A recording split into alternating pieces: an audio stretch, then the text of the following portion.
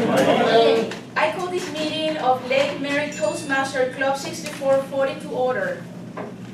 Our club mission is to provide a supportive learning experience in which members are empowered to develop communication and leadership skills, resulting in greater self-confidence and personal growth. Before we proceed with the meeting, please switch off your cell phones or set them on silent mode. I would like to ask everyone to be upstanding for the Pledge of Allegiance. I pledge allegiance to the flag of the United States of America and to the republic for which it stands, one nation, under God, indivisible, with liberty and justice for all. Let's have a moment of silence.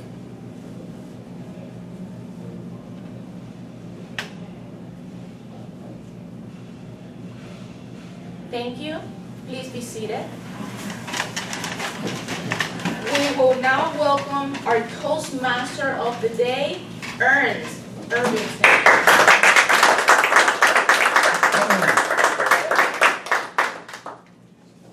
Good morning, fellow Toastmasters and honored guests. A pleasure to have you here today.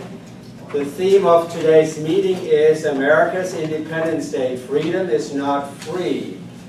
According to the 2014 Rasmussen report, 78% of Americans know what independence represents. 22% do not.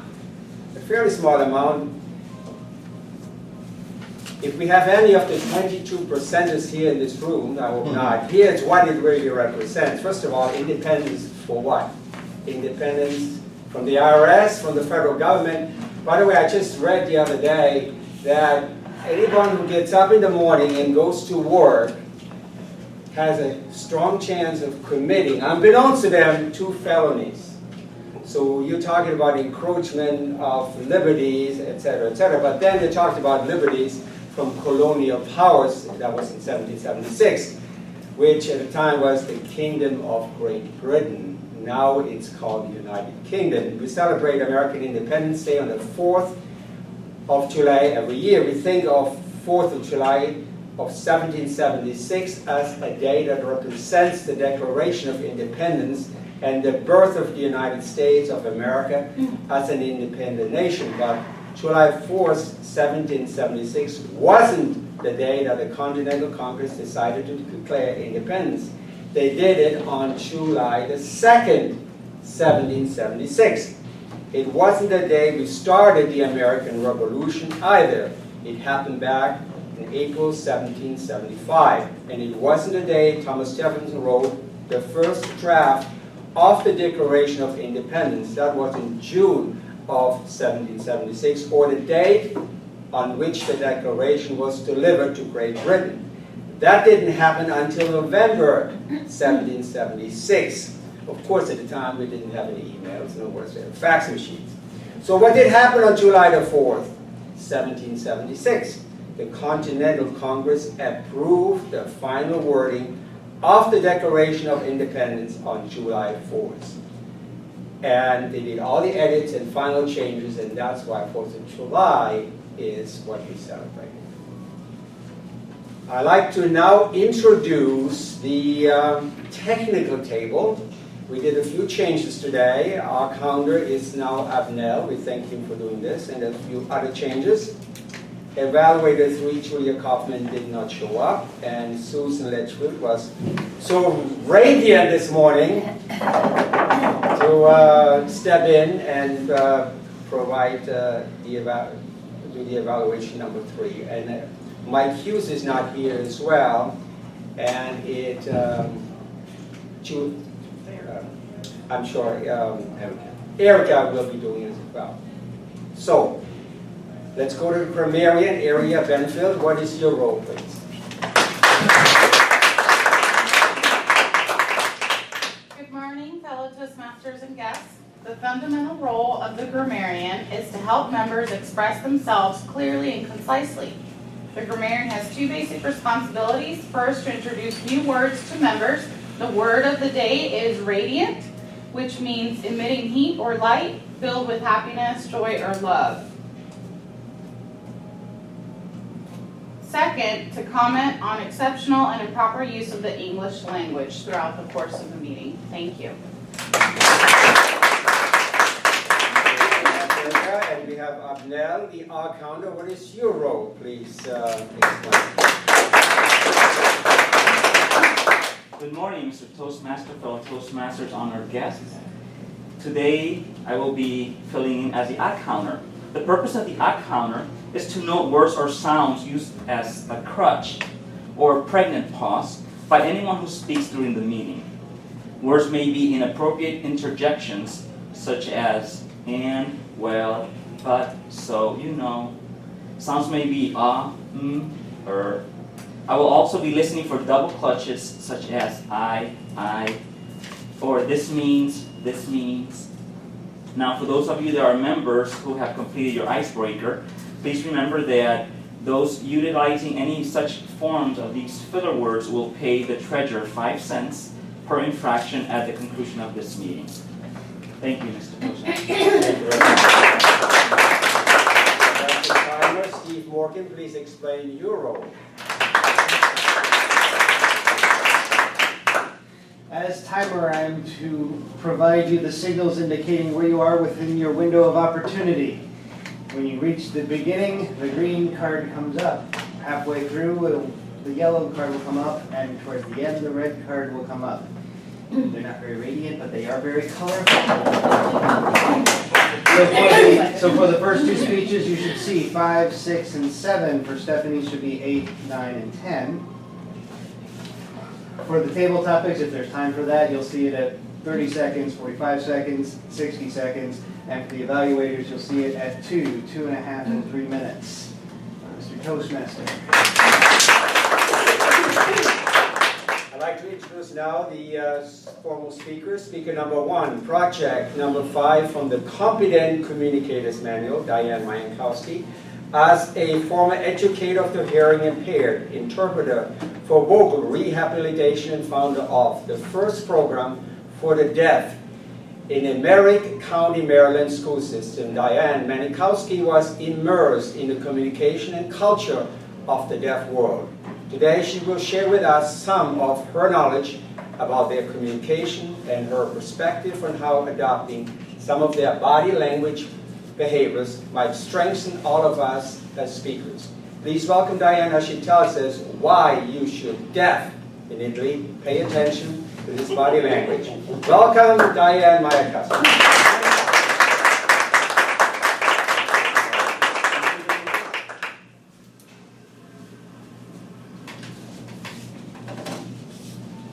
Thank you, Mr. Toastmaster, fellow Toastmasters, and guests. When I was thinking about what I was going to do today, I had a plan, and of course plans always change. Mine changed. I was thinking about what a Toastmaster is supposed to do, and what makes a really good Toastmaster speech. And I thought, well, you know, it's really not just speaking to people, but having body language, to have your facial expressions, and to give kind of a story within itself. When you're telling the story, you're part of it. If you immerse yourself into the speech rather than just telling it, people are drawn in. So when I was looking through the book, I saw project number 5, which is kind of on my way. And I thought, well, I'm going to need that for my speech that I'm going to do. And I thought about all the speeches that I have given, and I thought, you know, I think I've missed out on that. I think I didn't really do it in the past speeches.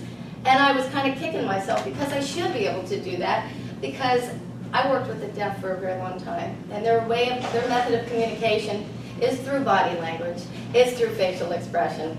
That's how they speak. Yes, they sign, but the sign is only as good as the facial expressions, the mannerisms, the gestures, and the body language that goes with it. So I think to be a really radiant speaker, and that's what the speaker should be, the radiant person in the room, that you need to incorporate all of that. And I thought back and I thought, I haven't done that. Why haven't I done that when I come out here and I know how to do it? I know how to be very into it, how to immerse myself, how to become a character. I know all of this stuff. And I thought, but I lost it somewhere because I haven't done it for a really long time. So I thought to myself, if I've lost it, most of you have probably lost it. And how do we do that? Because there is a maelstrom of societal pressure on us to conform, business expectations and practices that you have to conform to. So we go into, you have a boss and he's yelling at you and he's screaming and he's making, like insinuations about you, and you're just sitting there. You're sitting there, just like listening. Oh, yes, sir, because you don't want to get fired. You can't sit there and go, yeah, yeah, right, yeah. Who the hell do you think you are? You're really not going to do that. But because you know you're going to get fired. So what I want to say is that it's really natural for all of us to be very expressive. Even if you start out as a young baby, if you think about it, that's the way they communicate. They communicate with their posture, their body language, and their facial expressions. Let's pretend that we take, how many here have kids? Do you all have kids? Everybody has kids. So you've all had little babies. You take the beloved pacifier out of the mouth of the baby. We all know what that is, right? The baby immediately expresses 4 emotions. First, let's do it. Pop.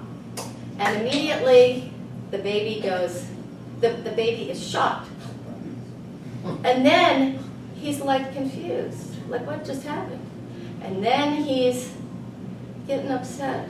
And then he's really angry and he starts to cry.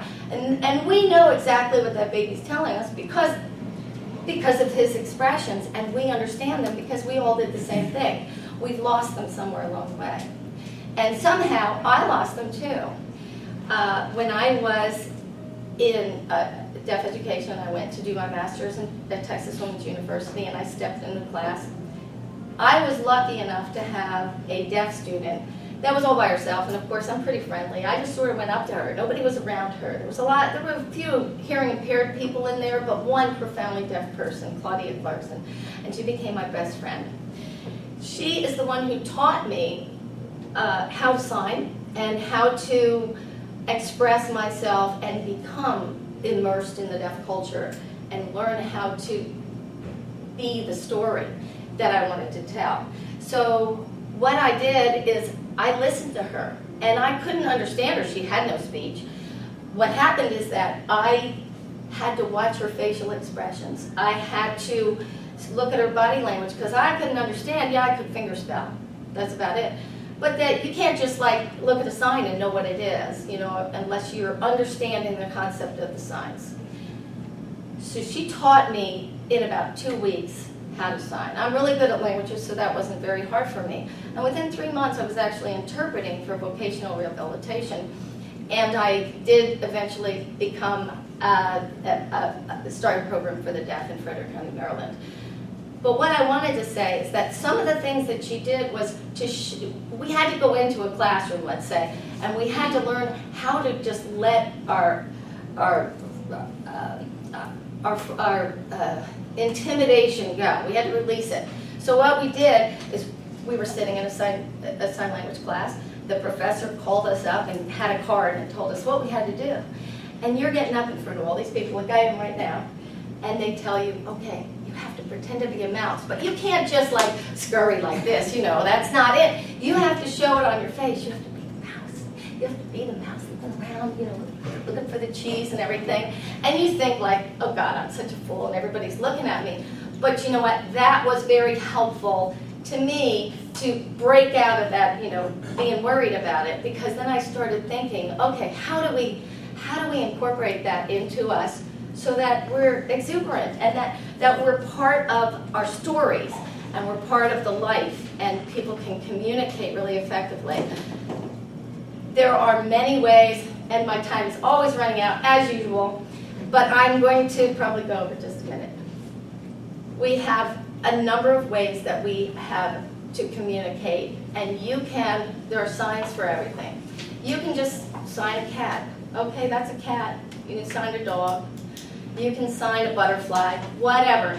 That's not really interesting. If we've ever watched deaf people, and how many in here have, you've been mesmerized and tried to think, I think I know what they're saying. I kind of get an idea what they're saying it's not because of the signs. It's not because you understand the signs. It's because of their facial expressions, it's because of their body language and their posture and their gestures and their mannerisms. That's why you know what they're saying. So what we do when we're in the hearing impaired world, and this is something that you might incorporate into your own personal growth as a Toastmaster and a speaker, is instead of being a cat, you are a cat. That's sly. You are a butterfly, and your whole body floats as a butterfly that lands on the flower. You become the character that you are immersed in your speech. And if you do that, I think that, and you practice it. I mean, it is something that you have to practice, and you have to like understand that it's innate in us, and we need to just bring it back just a little bit. You can be that speaker. You can engage everybody. You can suck everybody into your speech. And I hope that you'll just take the perspective of looking at something the way the deaf interact and communicate, and just take a little bit of that and put it in yourselves, and maybe you'll become more effective speakers, and especially me. Thank you. Time of 1 minute, please.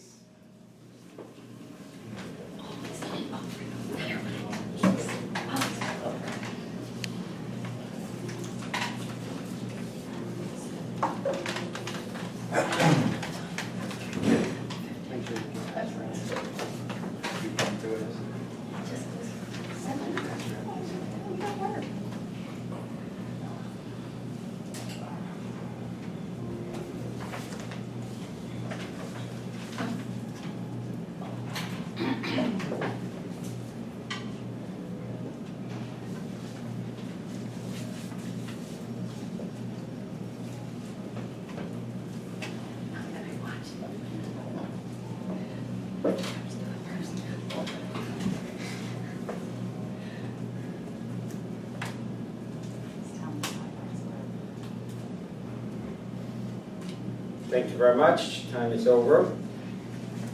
I'd like to now introduce speaker number 2. He's speaking on project number 4, a dramatic talk from the Entertaining Speaker Manual. Paul Walsh is going to entertain you with a dramatic speech that covers everything from turtles to sounds to donuts. Please welcome Paul Walsh.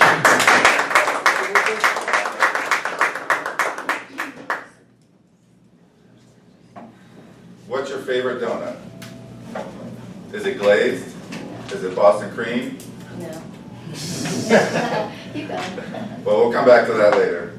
Good morning, fellow Toastmasters, and welcome guests. I was house sitting for my parents at their lake house this weekend with my family. And we were looking forward to a weekend of fishing and swimming on the lake.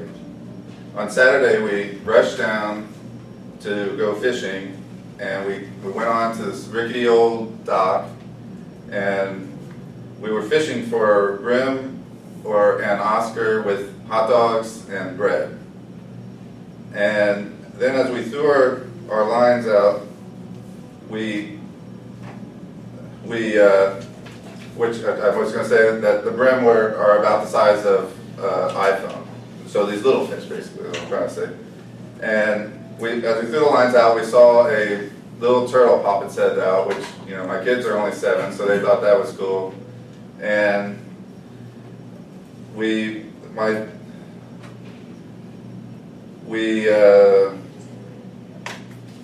as we saw that turtle, we noticed he was interested in our bobbers, and he swam up to it and he started trying to eat the bobbers. So we thought, okay, well, we're going to throw the lines out on the other side of the dock, and sure enough, a few minutes later, here comes the turtle again.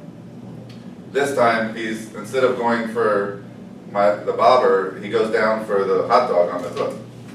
And so my wife tries to reel it in, but he gets caught, and he's pulling it, he's coming in with it, but luckily he got off. So we threw the lines out on the other side, and my son caught a fish, and he pulled it in, and I went and got the net, which I should mention the fishing poles we were fishing with were kids' poles, which were about this long, little short ones. And the last time we were fishing, caught a catfish about this long too. And so we were glad we had this big nets, because there's no chance of pulling a catfish up with a pole this size, so we keep this net with us. And so we got this little tiny brim out with this big net though, which was no chance of breaking the pole. And but then as we started fishing again, the turtle was back after my son's line, and so we decided, okay, we've had enough for the day, so we put our fishing poles away and went back and decided to relax for the rest of the day. So then the next morning, I was woken by my daughter tapping me on the shoulder, saying, "Fishing?" And so I looked up and I could see the sunrise radiant over outside our bay window, and I decided, well, it's not every day you can fish in your backyard, so I'm going to get up and enjoy the fishing. We grabbed our fishing poles, and they were still wet from the rain the night before.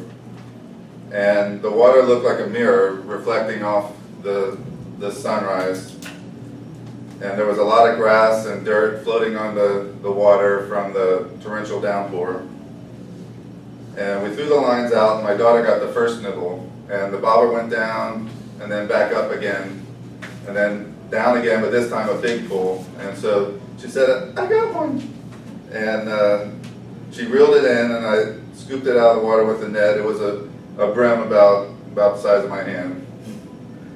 And but at their age, they love it. It's awesome. Actually, I still enjoy catching little fish. It's better than waiting all day for one big fish that you never catch. Then I started to think about breakfast as we cast our lines out again, and about the Dunkin' Donuts not too far away. We casted out another line, and sure enough, what did we see? This turtle swimming up again. And we said, "Here he comes again." So I realized it must have been someone's pet, because no turtle was this friendly, because he would literally swim up to us, like right where we're fishing, right below us. So I grabbed the net and I scooped him up. I said, "I'm not going to deal with this today." And so we got a bucket of water and we put him in it so that he wouldn't get caught on our hooks all day. And then we threw our lines out again, and everything was perfectly quiet. It was early in the morning, the birds hadn't even woken up. Then all of a sudden we heard, and my daughter said, it sounded like skidding tires and then a crash. And my daughter said, "What was that?" And I said, "Well, I guess it was a car crash. You know, we're in a neighborhood but on a lake, and it's not, but like I said, it was perfectly quiet." Then a few minutes later we hear the sounds of a fire engine, and then shortly later you could tell it was the police car sirens coming up. And then the neighbor's dogs must have decided the sirens sounded like hound dogs, because they started going, "Ooh, ooh, ooh, ooh, ooh." And then, as if left out, the church bells go off. Ding dong, ding dong. That it's 7 a.m. And I said, wow, our silence was disturbed by a sequence of sounds that were a story in themselves. And so I told my daughter, "Let's go get some donuts and finish the story and see what happened with the car crash." So we jumped in the car and drove to the nearest intersection, and sure enough, there was the fire engine and the police cars helping people and writing a ticket, and it seemed like everyone was okay. So we went on to the donut store, and that brings me back to my original question. What is your favorite donut? Mine is blueberry.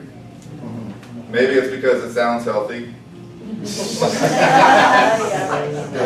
Maybe it's because the sugar glaze and the blueberries dipped in milk are delicious. But either way, as I sat there enjoying it, I thought, what a dramatic morning. Master Toastmaster. Time of 1 minute, please.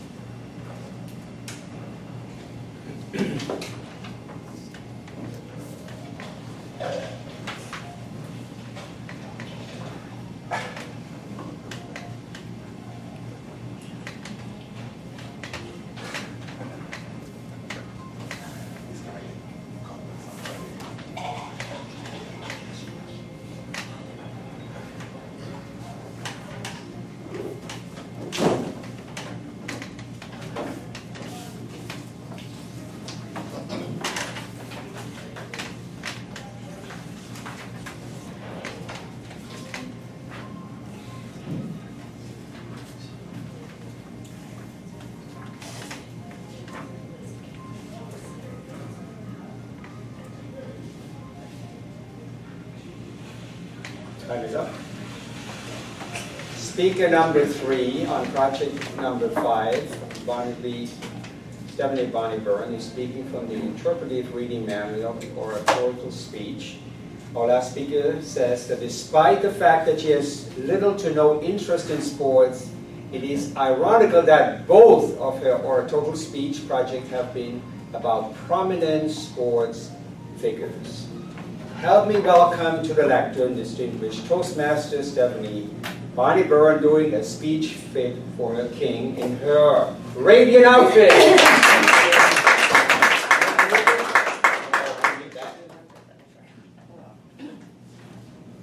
Mr. Toastmaster, fellow Toastmasters, and welcome guests. Jack Nicklaus delivered this speech September 12, 2012 in Washington to honor 83-year-old Arnold Palmer as the 6th athlete to earn the Congressional Gold Medal.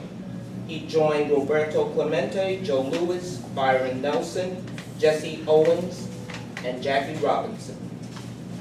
This speech has been called a speech fit for a king.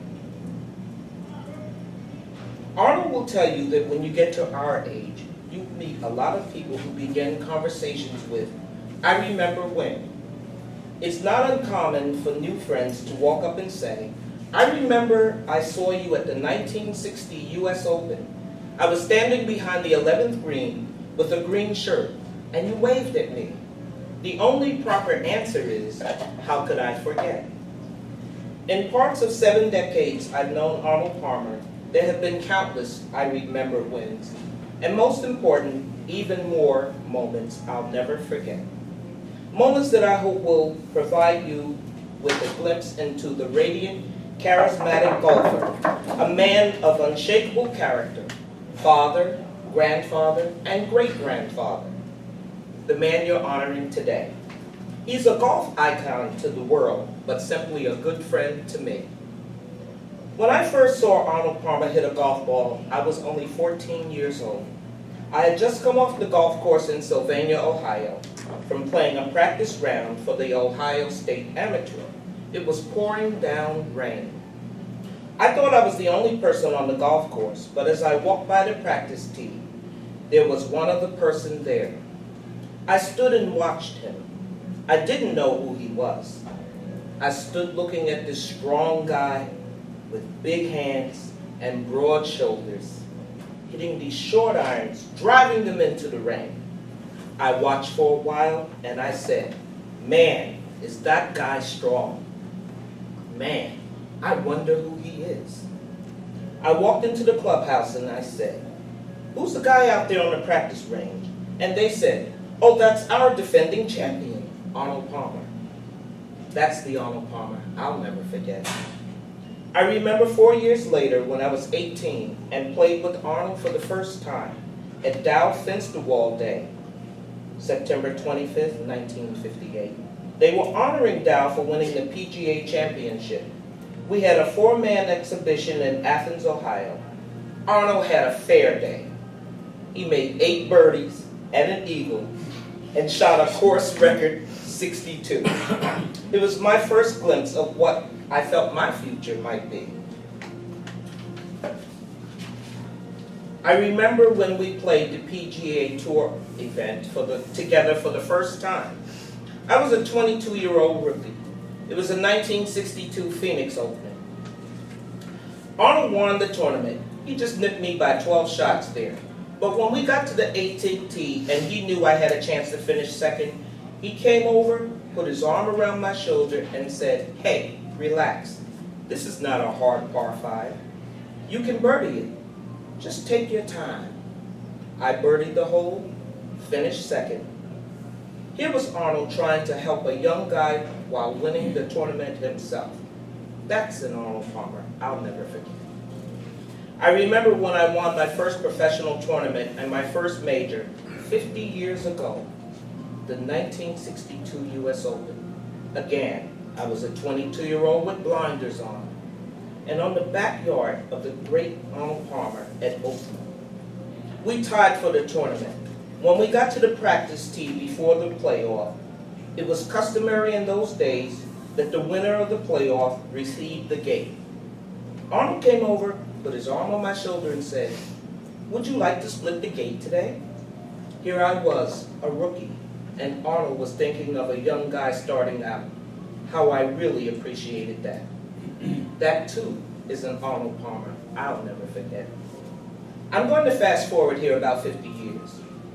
Arnold, Gary Player, and I played an event down in Texas one May. It was just a scramble, but maybe the last time we would ever play competitively together. We got to the last green, chose a ball about 25 feet from the hole, and Arnold putted first. We needed to make this putt to ensure a win. Arnold just rammed it in, to the delight of Arnold, to the delight of Gary and I, and of course, all of Arnie's army, his altruistic fans, which went wild. You'd have thought he'd won the US Open or the Masters for the 5th time. That's also an Arnold Palmer I'll never forget. Mark McCormick, the late founder of IMG, managed both Arnold and I, and because of that, we were put together in matches and exhibitions all over the world. We played together, we traveled together, and we laughed together. Our wives became close friends, as did we. Whether it was Oakmont, or Baltusrol, or many of the other times we competed, I may have had to battle Arnold's army, but I never had to battle Arnold Palmer. Arnold always treated me as a competitor, but more importantly, as a friend. I am proud and honored to call him a dear friend 50 years later. Arnold and I have played together in numerous team events as well. Ryder Cups, World Cups, all over the world. We've competed in everything from majors on the golf course, to endorsements, to golf course designs. You name it, we've competed. But I promise you, if there was ever a problem, I knew Arnold had my back, and he knew I had his.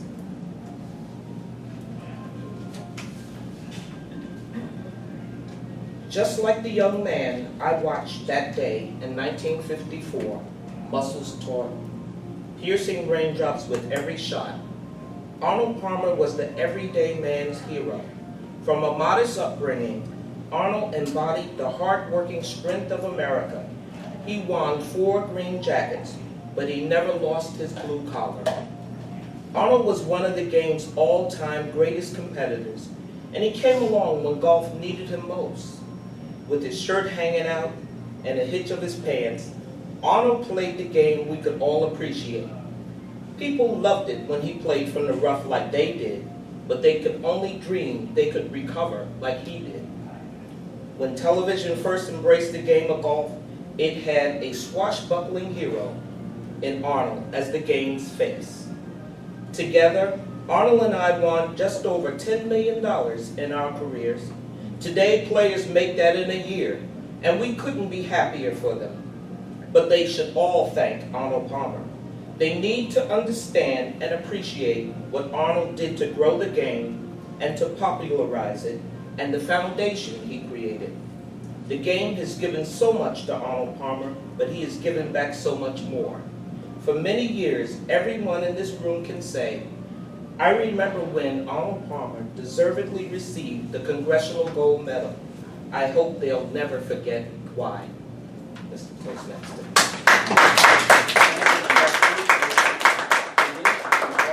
Please, Mr. Timer.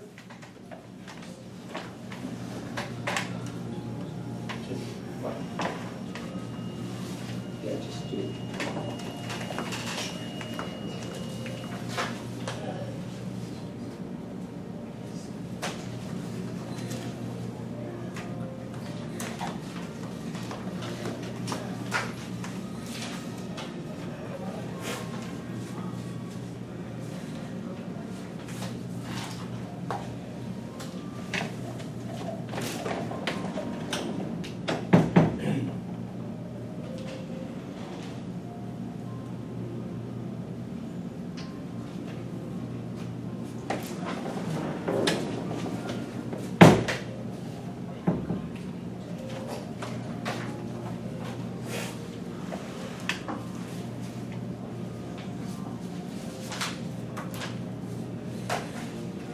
you very much. It is now our favorite topics for table topics, and I'm asking Gus Davies to come here and lead that session. Thank you. Mr. Toastmaster, fellow Toastmasters, and guests. We are talking about America's Independence Day. Freedom is not free.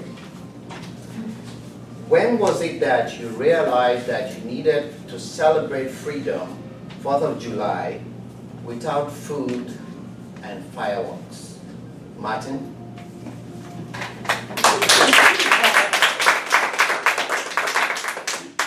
morning, everyone. It's great to be back after a couple of weeks holiday. When was the last time, when was the first time you realized You celebrated 4th of July without food and fireworks. without food and without fireworks? Yes. I don't think that thought has ever crossed my mind. I couldn't imagine not celebrating 4th of July without food, especially barbecue, and without a lot of fireworks, especially for my younger nephews and nieces who are always thrilled, even with the very little ones, the sparklers. We had a huge celebration with tons of food, enough food so that everyone didn't have the choice of whether or not to take a nap. A nap is coming after these and many fireworks to light up the night. So that thought hasn't yet crossed my mind.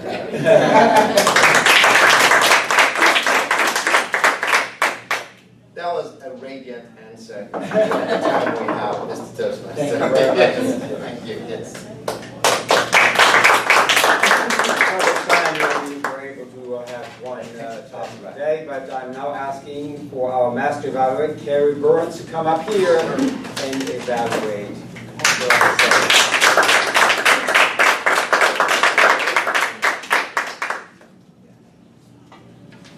This is the educational portion of our meeting where the speakers learn what they did great and what they have left to improve. We will start with our first evaluator, Alexandra B for Diane B.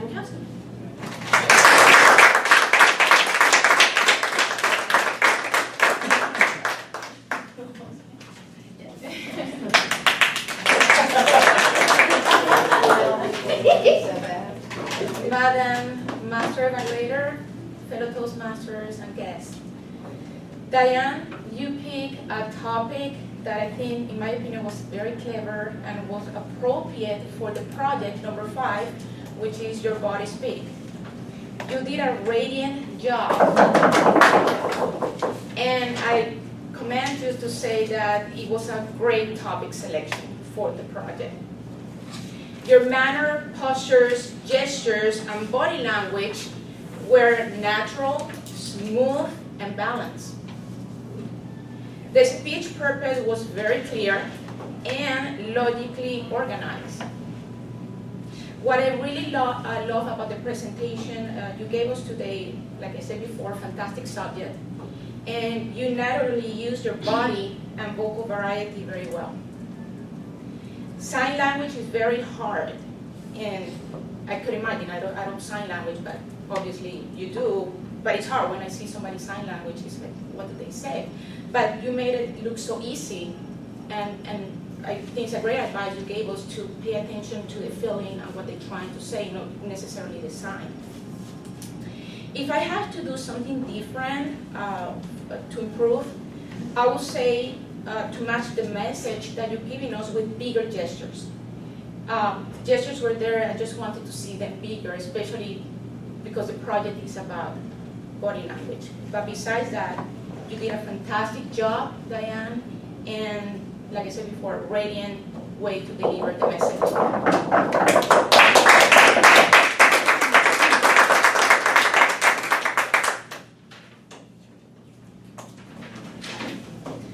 And our next evaluator is Erika B for Polish.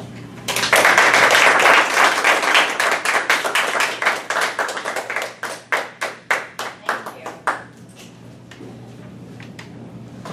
As I said earlier, good morning, fellow Toastmasters and guests, and especially Paul. Paul's project was on a dramatic talk.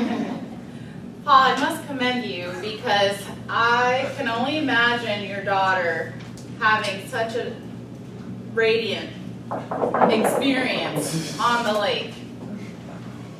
I first want to say that I really enjoyed your title, What's Your Favorite Donut? Because you walked us through your fishing excursion, and the whole time I'm thinking, what does this have to do with donut? Did he use the donut to catch a turtle? That's all I just kept thinking. Like, what is going on? But things that you did well, because there is a project and certain criteria that he has to follow. And for starters, you started with a question. What's your favorite donut? You made your title very clear to all of us. But then it also added drama, because you took us right back at the end to make your speech title relevant to your story. And that's where a lot of people kind of miss it. The importance of the title. It is so important, your opener and your closer, and you did a phenomenal job. Describery words. The object of the project was to walk us through with some vocal variety to take us to where you were. I felt like I was on the lake with you, fishing. From describing words such as rickety old dock, brim the size of iPhones, water mirror reflecting the sunrise, and my favorite voice vocal variety, I got one. You actually barked like a dog. I'm not even going to try to do that. And the church bells ringing, ding dong. I mean, it was awesome, fantastic. But this is an evaluation, and I must tell you that if I could do something different, it would be that I would not inform the audience of the crash. You said there was a crash, and then you had the tires screeching and after you said that, and I would suggest that you before, and then say there was a crash, so that we could imagine how you heard the crash, figuring out that it was a crash. Now, would I have taken my child to go see the crash? Is that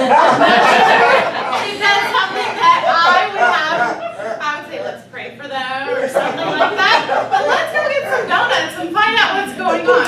At the end, another suggestion was, because I felt like this is a story that your child will recollect, maybe answer us what donut your daughter took instead of yours. Thank you, fellow Toastmasters and guests.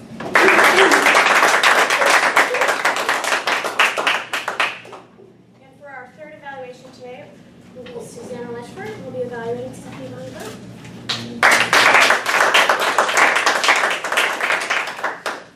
Thank you, Madam Master Evaluator, fellow Toastmasters, guests, and of course Stephany, who's looking at me with one of those be nice to me looks.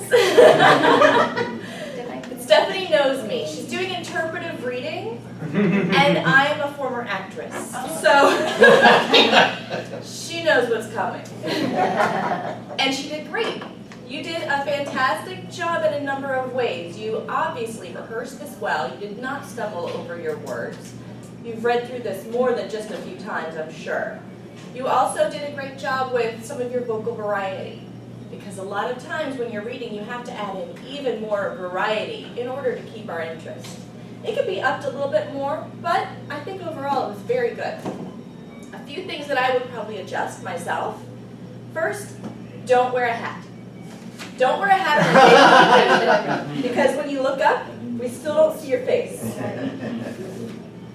So, no hats when on a reading day. There you go. Go all gangster style on it. 1980s, hip-hop, that works. But then we can see your face and your eyes, because eye contact is so important and difficult when reading. You did a great job with your finger tracing. I don't know how many of you noticed, but as she's reading, her finger's moving down the page so she can look up and quickly find right where she was at. Then you did it naturally. You're just brilliant. One thing that may help, if you've ever seen an actor's markup of a callback script where they're doing an audition and have to read, they also, if they've had it at home, they print it larger.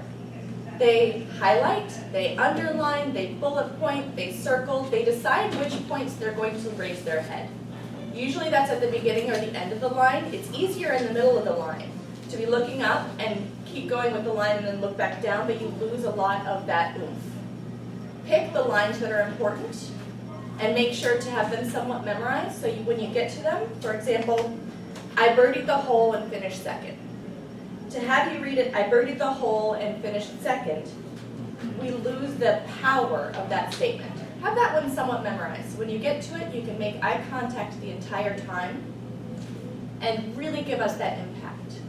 But interpretive readings actually are much harder than regular speeches. You have to practice them so much more. You have to add so much more of your body because they're not your words. And I think that you did a great job with this task. It was entertaining, it was powerful, and it was very well done. Thank you so much.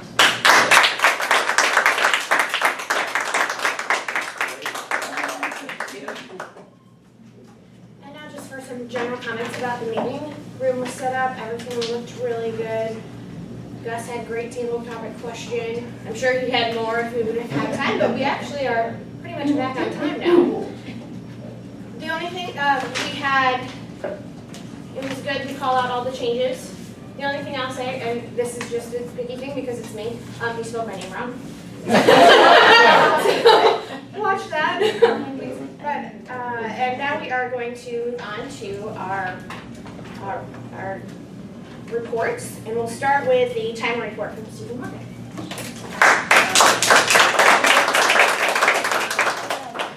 Madam General Evaluator, Diane's speech of 5 to 7 minutes went for 8 minutes 6 seconds. Paul's 5 to 7 minute speech went 6 minutes 24 seconds. Stephany's 8 to 10 minutes went for 8:03.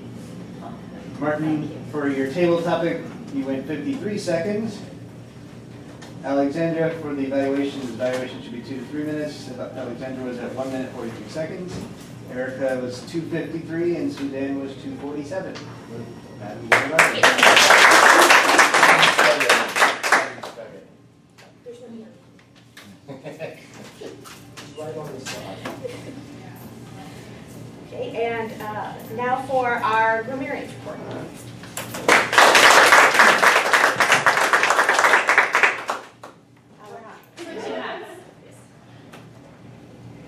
Those that used unique grammar that stood out today to me was Diane, immerse yourself into the speech, and we lost facial expressions along the way. Paul, brim the size of iPhones? I've never heard of that one being that you can. Stephany, brilliant. That's an Arnold Palmer I'll never forget. For a second, I was thinking the alcohol or the tea, but that was form of but the Arnold Palmer really made an impact on me.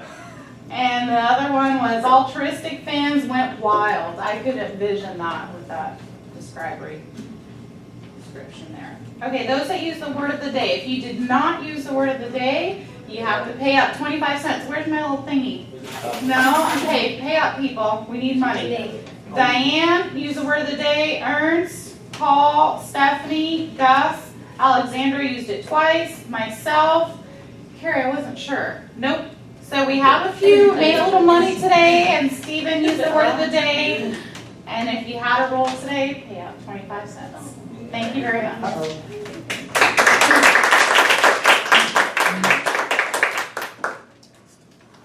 And now for our honor, the radiant Abnell.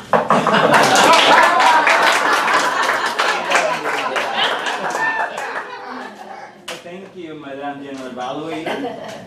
It is a pleasure for me to serve this morning as an odd counter this radiant morning.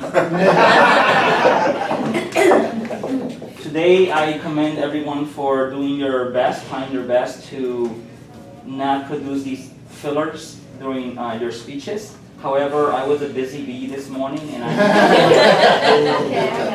for the sake of our education, right? Well, from all those who presented or spoke today, I'm going to start in the order of appearance. So Ernst first. I only noticed one and one pause, so that was very good. Diane, during your speech, I did note 3 ahs or ah, 1 1 you know, 1 so, 4 ands, and this was interesting because it was using and as a continuous link between sentences. It continues and da da da da da da and da da da da da and da da da da da. Okay. So just picking that up. One pause. And also I noticed a few double clutches that were interesting because not exactly were the same word twice, but some things like I think that and you practice. So for example, that one I caught me by surprise.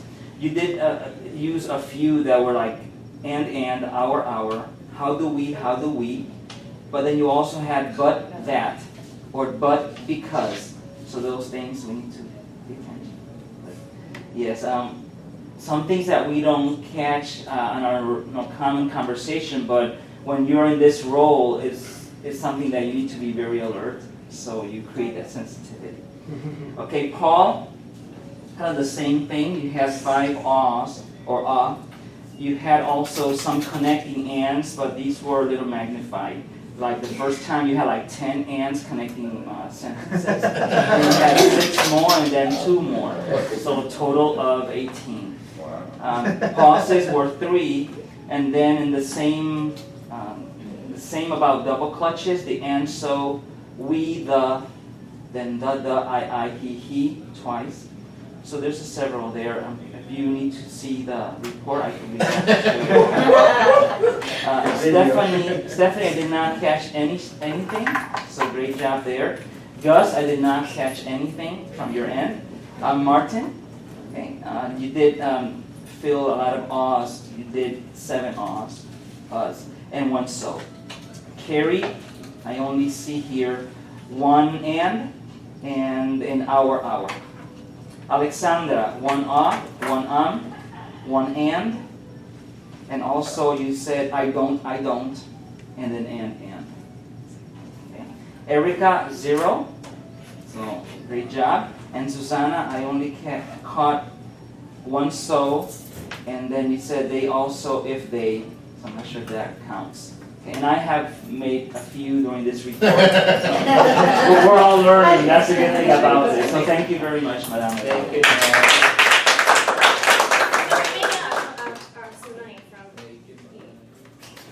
money from everybody saying the word radiant with abnormal support, so that's good. And now we're going to ask you for our business share, which is airplane.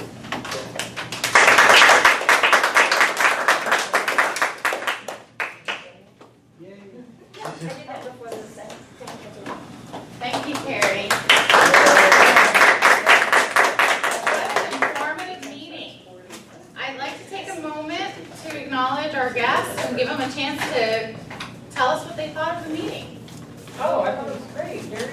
Very fun and educational. Thank you guys for inviting us. Welcome. Fantastic. And your thoughts? Same for me. I'm very entertained by everybody and seeing you guys have some camaraderie together already. And I'm not sure how long you guys all been doing this, but I look forward to joining you guys. And I could use help in public speaking and creating speeches and all those and, does, and buts. So I'm looking forward to it. Thank you. Jeff, thank you for your feedback. Now for the business portion of the meeting, I also want to inform us that those new officers that are here, raise your hands. How many do we have? 1, 2, 3, 4, 5, 6. We have a training this Saturday at Calvary Assembly. Now, part of being an officer can also kind of, to not only just save the gas, but also for fellowship. We're all so busy coming and going, and some of us just are lucky to be here every morning if you have other responsibilities. So those that would like to join in fellowship and ride together, I have a suggestion. We need to find out where most of us get on to I-4 at, and we could meet at one of, a Walgreens. Usually there's a Walgreens right off of I-4, but somewhere safe. Their vehicles are in a good spot, plenty of parking, and then ride together in fellowship. Have some coffee, because again, we're all being a little self-sacrificing and giving up part of our precious weekend, but I think it's very important. I want this year to really stand out. I myself am looking forward to this training. I'm waiting to get the bylaws to find out what all is the responsibility of our roles so that I can take us to the next level. Now, right now, we are 20 members. Did we make it to 20? Just Made it to 20. Okay, and this room holds how many? 28, we can pack in 28. You've done Oh, 28? we've had more. We've had I'm more. not sure I which remember one. when we were bursting at the seams, so I just want to get an idea of where we are with that. Okay, so fantastic. Let's talk about next week. We have those that have a role.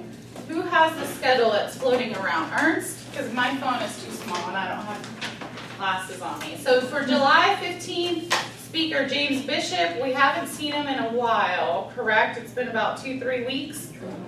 He travels. Okay. Alexandra is speaker number 2. Stephen Morgan, speaker number 3. I'm general evaluator. Jorge Friegels for evaluator. Anybody know of a report saying that he's not available for the next couple weeks? No, he only said that he wasn't here this week. Okay. Martin Bell, you are an evaluator. Paul Walsh, table topics master. Gus Davies. Again? I know. I can get a volunteer to do a different role. Stephany, okay, let me borrow your pen, Ernst, and make that note. That's a fancy pen there. Radiant pen. Radiant. Trying to get it in before. Okay, so we have Stephany as table topic master. Toastmaster, Bud McKechnie. He's not going cross country, right? He's good? As far as I know, he's supposed to be back. Okay. Counter, Mike Hughes, and he wasn't here today. But he usually is. Okay, Grammarian Julia Kaufman. She's supposed to be here. If she's not here, my speech isn't happening. Okay, Sergeant of Arms, of course, is Alexandra, and Timer Jeff Campos. Okay, Don't put Jeff in. I'll just take Jeff's role. you will. Okay, I appreciate that very much, Gus Davies, for stepping up to the plate there. I'd also like to, as I'm getting familiar with, Who's Toastmaster? I said Bud McKechnie. I'd like to find out who is getting the Google Plus emails. The Google group, yeah. Google group. Everyone Meaning should that get we it. have one email that can go out to everyone. So when they get that email, everyone's getting it, correct? You're not sure. I didn't get Ernst, But I don't usually get emails. Yeah, I So I don't know. Right. And I also noted, and I'm still just assessing, I also noted that our account was closed, as I suspected, for the meetup. I did receive an email that that's no longer available. I'm still proposing the option of setting up the group loop because it's a way to upload documents. So if anyone is to join, they have access to all those files without having to access email. Paper is not my friend. Email is not my friend. I get over 400 emails a day.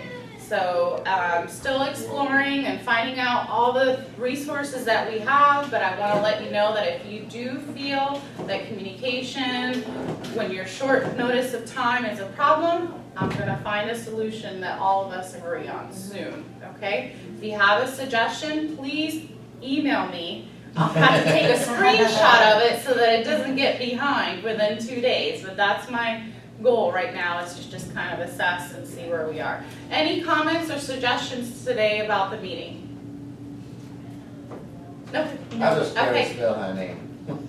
And you know what? If we had a board that we could just access, you can see all that. I don't blame you. I think you did a fantastic job. Easy is not what Stephen. Easy's big. Well, we're gonna have a transition period for people to learn. To speak easy is a great thing, but I don't know how to email out for everybody. You can only email individual emails. You cannot send out to the group, right? In lieu of time, because it's 8:30, we can talk about it a little bit further soon. And I just want to hear your quick comment. Okay, I tried to do the easy speak and I did do it and I had some issues with it.